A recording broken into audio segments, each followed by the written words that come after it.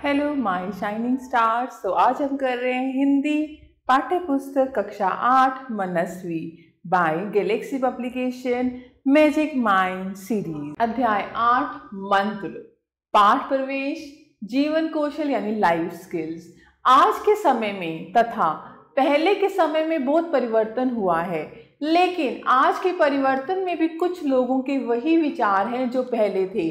आज व्यक्ति जितनी सफलता की सीढ़ियां चढ़ता जा रहा है, उसका ध्यान अपने व्यक्तिगत साक्ष्यों में उलझता जा रहा है।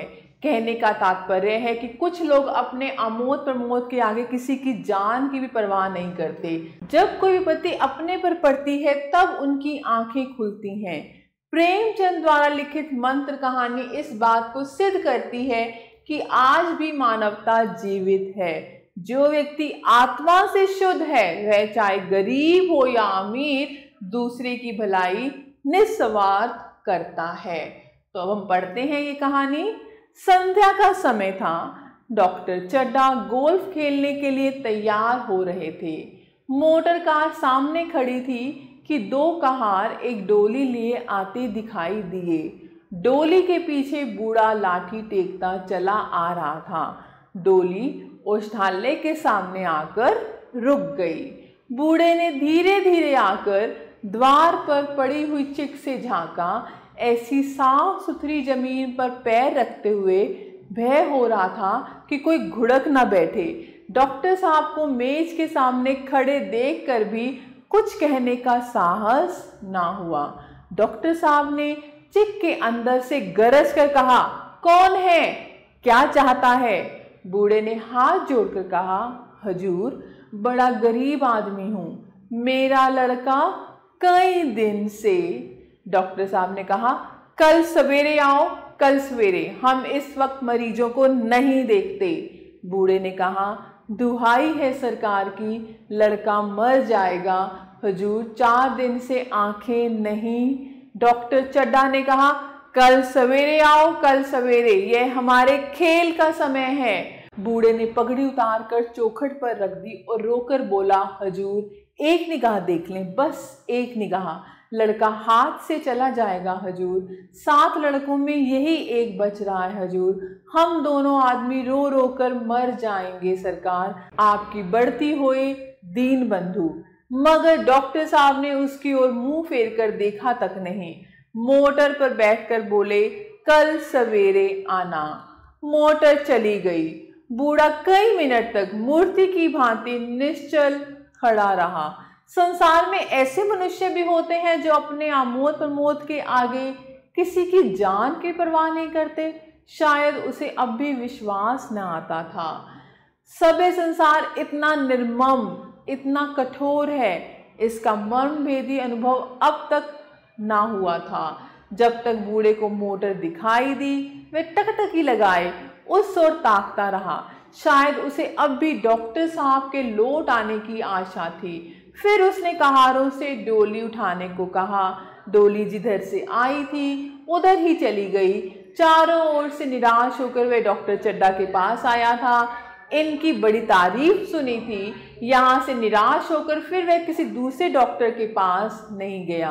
किस्मत ठोंक ली। उसी रात को उसका हंसता खेलता 7 साल का बालक अपनी बाल लीला समाप्त करके इस संसार से सिधार गया।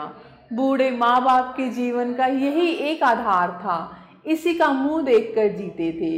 इस दीपक के बुझते ही जीवन की अंधेरी रात भाएं भाएं करने लगी। बुढ़ापे की विशाल ममता टूटे हुए हृदय से निकलकर उस अंधकार में आर्त स्वर में यानी दुखी स्वर में रोने लगी। कई साल गुजर गए। डॉक्टर चड्ढा ने खूब यश और धन कमाया। उनके केवल 2 बच्चे हुए, एक लड़का और एक लड़की। लड़की का तो विवाह हो चुका था, लड़का कॉलेज में पढ़ता था।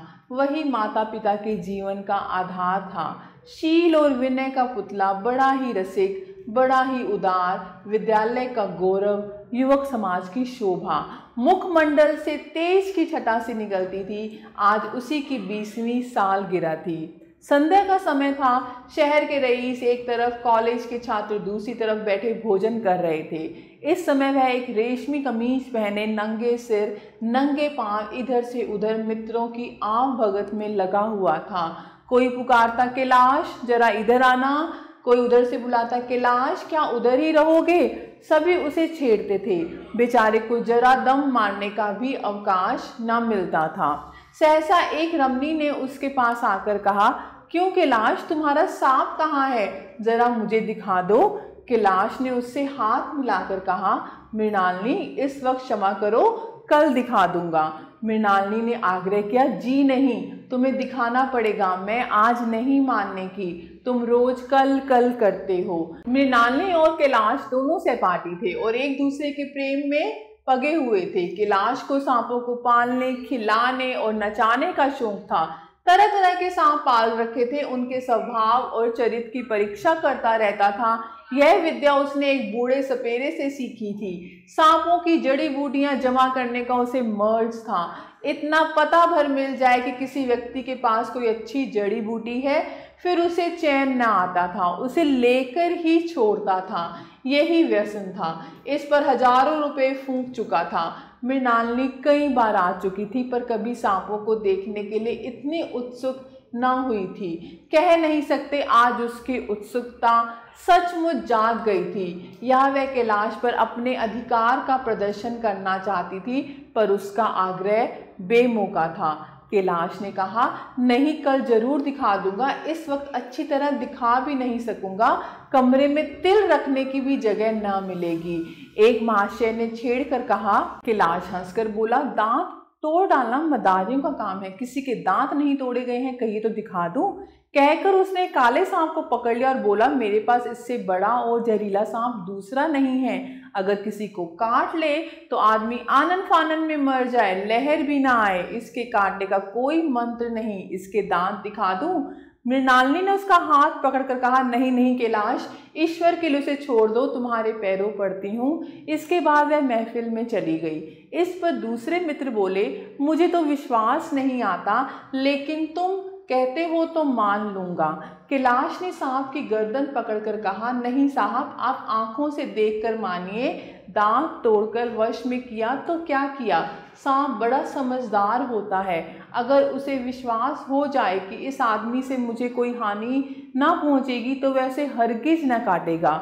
उसने सांप की गर्दन पकड़कर जोर से दबाई, इतनी जोर से दबाई कि उसका मुंह लाल हो गया, देह की सारी नसें तन गईं।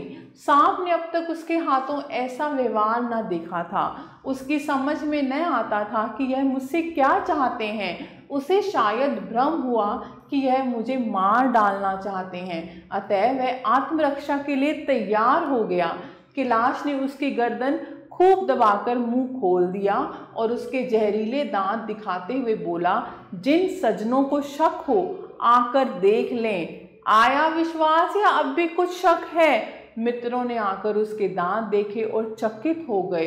प्रत्यक्ष प्रमाण के सामने संदेह का स्थान कहाँ। मित्रों का शंका निवारण करके कैलाश ने सांप की गर्दन ढीली कर दी और उसे जमीन पर रखना चाहा, पर वह काला गेहुवन क्रोध से पागल हो रहा था। गर्दन नरम पड़ते ही उसने सिर उठाकर कैलाश की उंगली में जोर से काटा और वहां से भागा। कैलाश की उंगली से टप टप खून टपकने लगा। उसने जोर से उंगली दबा ली और अपने कमरे की तरफ दौड़ा। वहां मेज की दराज में एक जड़ी रखी हुई थी, जिसे पीस कर लगा देने से घातक विष भी रफू हो जाता था। मित्रों में हलचल बढ़ गई। बाहर महफिल में भी खबर हुई। डॉक्टर साहब घबराकर दौड़े। फौरन उंगली की जड़ कसकर बांधी गई और जड़ी पीसने के लिए दी गई। डॉक्टर साहब जड़ी के कायल ना थे। वह उंगली का डसा भाग नश्तर से काट देना चाहते थे, मगर कैलाश को जड़ी पर पूर्ण विश्वास था। मृणालिनी पियानो पर बैठी हुई थी। यह खबर सुनते ही दौड़ी और कैलाश की उंगली से टपकते हुए खून को रुमाल से पोंछने लगी। जड़ी पीसी जाने लगी, पर उसी एक मिनट में कैलाश की आंखें झपकने लगी, होठों पर नीलापन दौड़ने लगा। इतने में जड़ी पीस कर आ गई। मृणालिनी ने उंगली पर लेप किया। 1 मिनट और बीता, कैलाश की आंखें बंद हो गईं। वह लेट गया और हाथ से पंखा झलने का इशारा किया। माँ ने दौड़कर उसका सिर गोद में रख लिया और बिजली का टेबल फैन लगा दिया। डॉक्टर साहब ने झुककर पूछा, कैलाश कैसी तबीयत है? कैलाश ने धीरे से हाथ उठा दिया मगर कुछ बोल ना सका। मृणालिनी ने करुण स्वर में कहा, क्या जड़ी कुछ असर ना करेगी? डॉक्टर साहब ने सिर पकड़कर कहा, क्या बताऊं, मैं इसकी बातों में आ गया, अब तो नश्तर से भी कुछ फायदा ना होगा। कैलाश की दशा प्रति क्षण बिगड़ती जाती थी, यहाँ तक कि उसकी आंखें पथरा गई, हाथ पांव ठंडे हो गए, मुख की कांति मलिन पड़ गई, नाड़ी का कहीं पता नहीं, मौत के सारे लक्षण दिखाई देने लगे। घर में कोहराम मच गया। मृणालिनी एक और सिर पीटने लगी, माँ अलग पछाड़े खाने लगी। डॉक्टर चड्ढा को मित्रों ने पकड़ लिया, नहीं तो वह नश्तर अपनी गर्दन में मार लेते। एक महाशय बोले, कोई मंत्र झाड़ने वाला मिले तो संभव है अभी भी जान बच जाए। डॉक्टर चड्ढा बोले, मेरी अकल पर पत्थर पड़ गया था कि इसकी बातों में आ गया, नश्तर लगा देता तो यह नौबत क्यों आती। बार बार समझाता रहा कि बेटा सांप ना पालो, मगर कौन सुनता था। बुलाइए किसी झाड़ फूंक करने वाले को ही बुलाइए, मेरा सब कुछ ले ले, मैं अपनी सारी जायदाद उसके पैरों पर रख दूंगा, लंगोटी बांधकर घर से निकल जाऊंगा, मगर मेरा कैलाश, मेरा प्यारा कैलाश उठ बैठे। ईश्वर के लिए किसी को बुलवाइए। एक महाशय का किसी झाड़ने वाले से परिचय था, वे दौड़कर उसे बुला लाए, मगर कैलाश की सूरत देखकर उसे मंत्र चलाने की हिम्मत ना पड़ी। बोला, अब क्या हो सकता है सरकार, जो कुछ होना था हो चुका। अरे मूर्ख, यह क्यों नहीं कहता कि जो कुछ ना होना था हो चुका। जहाँ हास्य की ध्वनि थी वहां अब करुण क्रदन यानी रोने का और अश्रु प्रवाह था। शहर से कई मील दूर एक छोटे से घर में एक बूढ़ा और बुढ़िया अंगीठी के सामने बैठे जाड़े की रात काट रहे थे। इतने में एक आदमी ने द्वार पर आवाज दी, भगत भगत क्या सो गए, जरा किवाड़ खोलो यानी दरवाजा खोलो। भगत ने उठकर किवाड़ खोल दिए। एक आदमी ने अंदर आकर कहा, कुछ सुना, डॉक्टर चड्ढा बाबू के लड़के को सांप ने काट लिया। भगत ने चौंक कर कहा, चड्ढा बाबू के लड़के को? वही चड्ढा बाबू है ना जो छावनी के बंगले में रहते हैं? हाँ हाँ वही, शहर में हल्ला मचा हुआ है, जाते हो तो जाओ, आदमी बन जाओगे।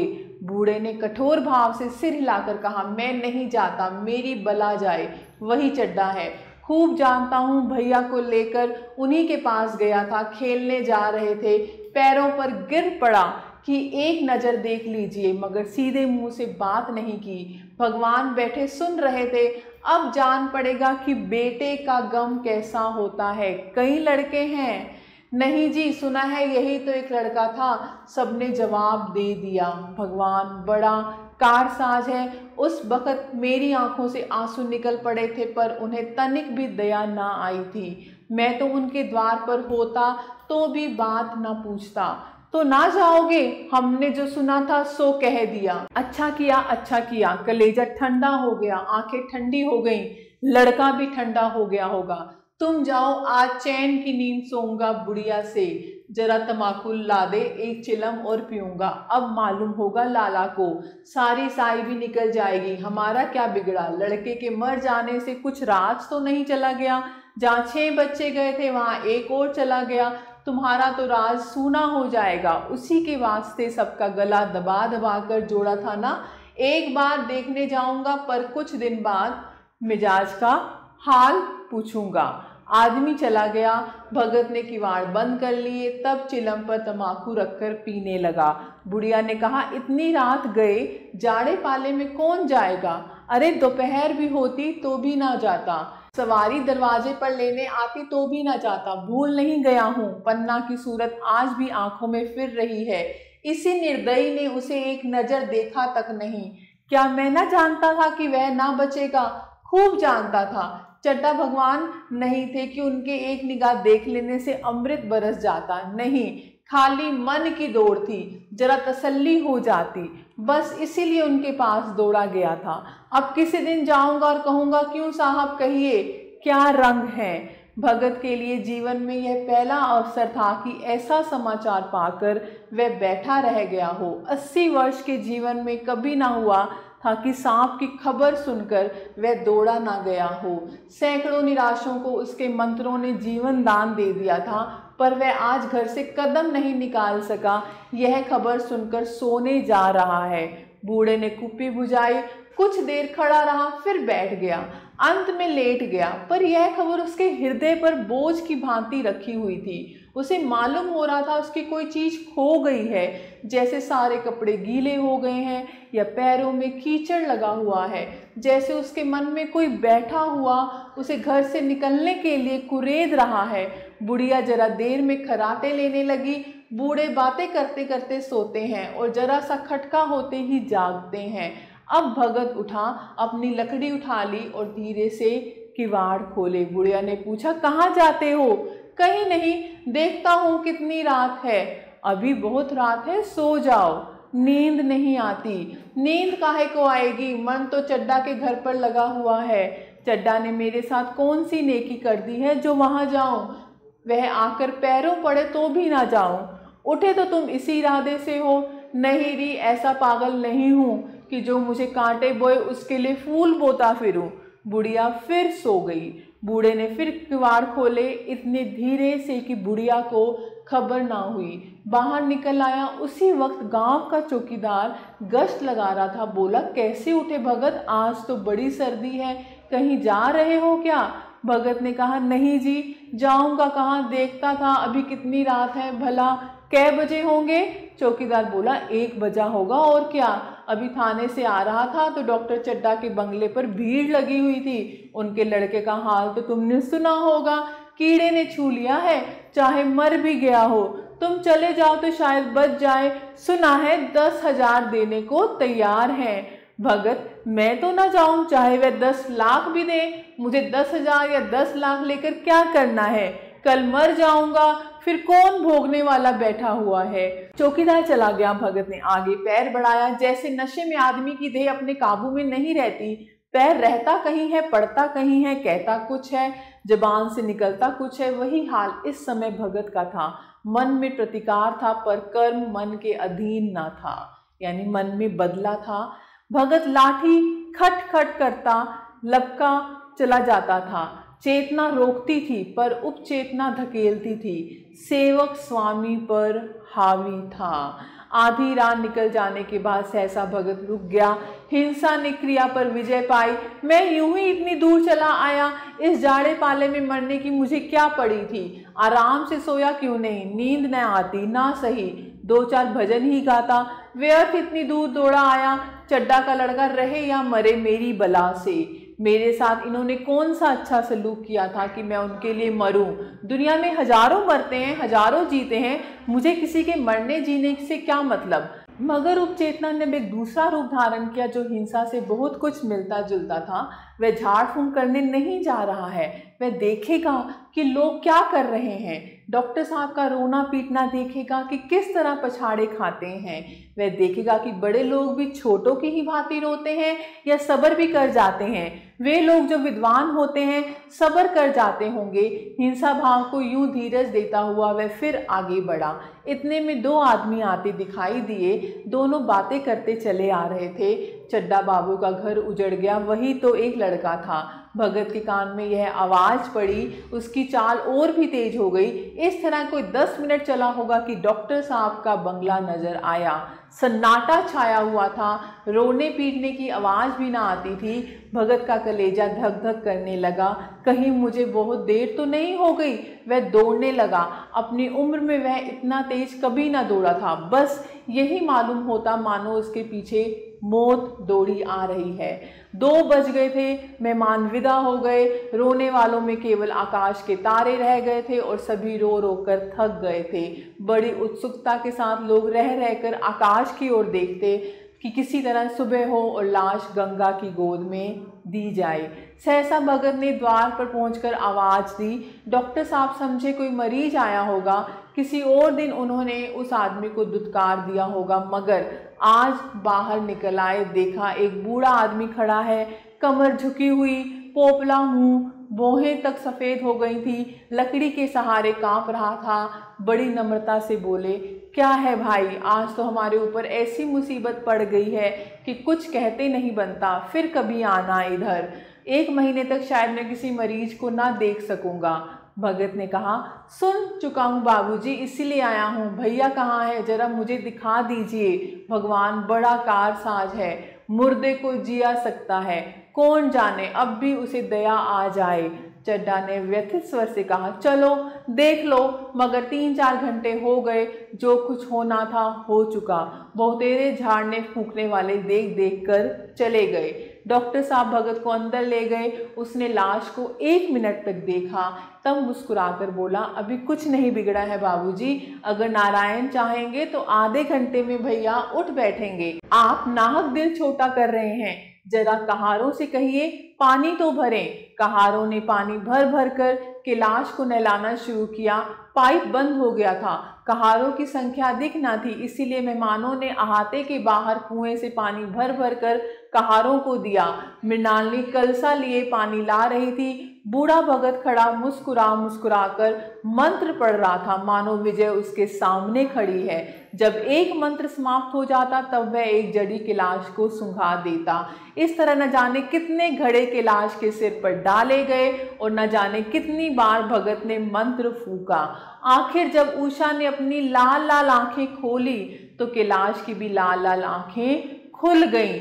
एक क्षण में उसने अंगड़ाई ली और पानी पीने को मांगा। डॉक्टर चड्ढा ने दौड़कर नारायणी को गले लगा लिया।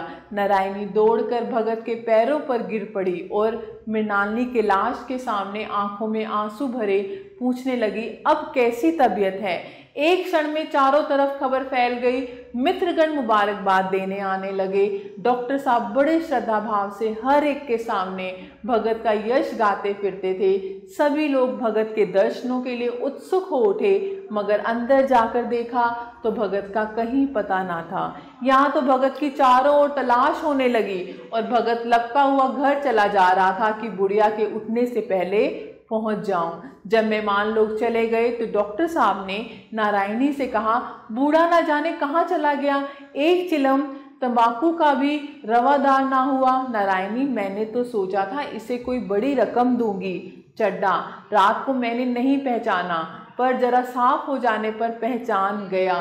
एक बार यह एक मरीज को लेकर आया था। मुझे अब याद आता है कि मैं खेलने जा रहा था और मरीज को देखने से इनकार कर दिया था। आज उस दिन की बात याद करके मुझे जितनी गलानी हो रही है उसे प्रकट नहीं कर सकता। मैं उसे खोज निकालूंगा और पैरों पर गिरकर अपना अपराध क्षमा कराऊंगा।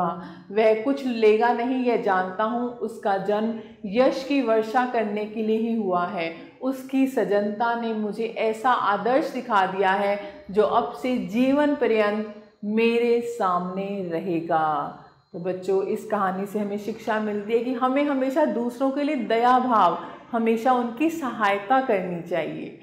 कुछ वर्ड मीनिंग है, शब्दार्थ हैं। औषधालय अस्पताल, दीन बंधु गरीबों के सहायक, कोराम शोर, निश्चल बिना हिले डुले, क्रदन रोना, मर्मभेदी हृदय को छूने वाला, अश्रुप्रवाह आंसू बहना, आर्त स्वर दुखी स्वर, प्रतिकार बदला, प्रीति बोझ, दावत, प्रत्यक्ष प्रमाण, सबूत दिखाना, मुबारकबाद, बधाई देना, शंका निवारण, संदेह दूर करना, सजनता, भला मानस, कांति चमक और जीवन पर्यंत आजीवन।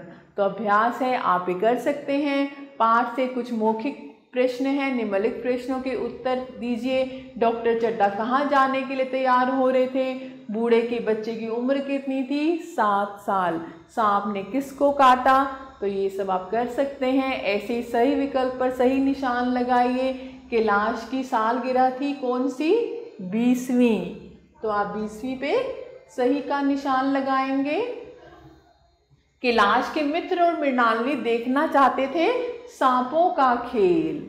ऐसे प्रश्न 2 है, सत्य कथन पर सही और असत्य पर गलत का निशान लगाइए। डॉक्टर चड्ढा बहुत ही निर्दयी इंसान थे, तो ये सही है। ऐसे ही हम कर सकते हैं बाकी के भी। प्रश्न 3, रिक्त स्थान है। प्रश्न 4 में निम्नलिखित गद्यांश को ध्यानपूर्वक पढ़िए और संबंधित प्रश्नों के उत्तर दीजिए। ऐसे प्रश्न 5 है, निम्नलिखित प्रश्नों के उत्तर दीजिए। आप कर सकते हैं। भाषा से निम्नलिखित शब्दों का संधि विच्छेद कीजिए, जैसे विद्यालय, विद्या, आलय।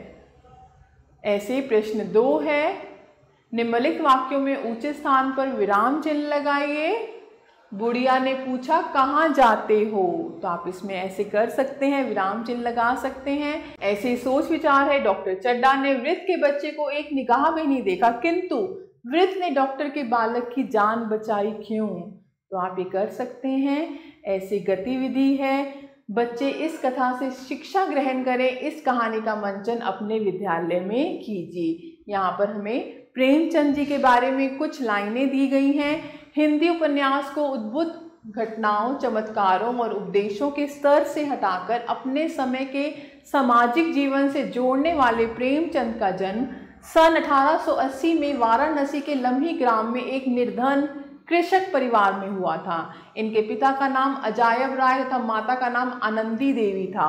अल्प आयु में ही पिता की मृत्यु होने से और गरीब परिवार में जन्म लेने के कारण इनका बचपन बड़े कष्ट में बीता, किंतु साहस और परिश्रम से उन्होंने बीए की परीक्षा उत्तीर्ण कर ली। कहानी के क्षेत्र में वे एक छत्र सम्राट हैं। दलित, शोषित, मजदूर और सामाजिक बंधनों में तड़पती नारियों की वेदना के प्रति उनकी विशेष सहानुभूति रही है।